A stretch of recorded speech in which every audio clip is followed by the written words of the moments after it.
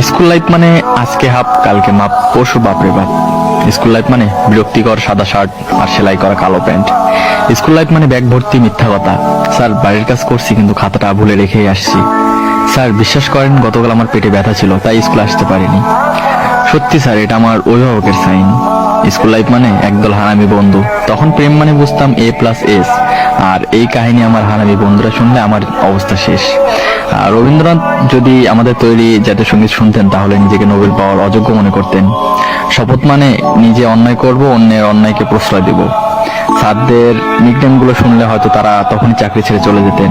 আমার এক একটা বন্ধু ছিল ক্লাস ফাঁকি দেওয়ার উপর PhD করা। নিজেকে অনেক বড় সন্ত্রাস মনে করতাম যখন আমি স্কুলে না আসা সত্ত্বেও আমার হাজিরা অন্য কেউ দিয়ে দিত। স্যারও আমাকে মারছে।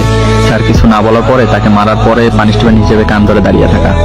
স্কুল লাইফ মানে নিজের ইচ্ছের বাইরে ঘন্টার পর ঘন্টা ক্লাসরুমে বসে থাকা। তখন প্রতিটা শুক্রবারকে ঈদ মনে হতো, আর এখন প্রতিটা দিনকে শুক্রবার মনে হয়, কিন্তু আগের মতো সেই ফিলিংসটা আর আসে না।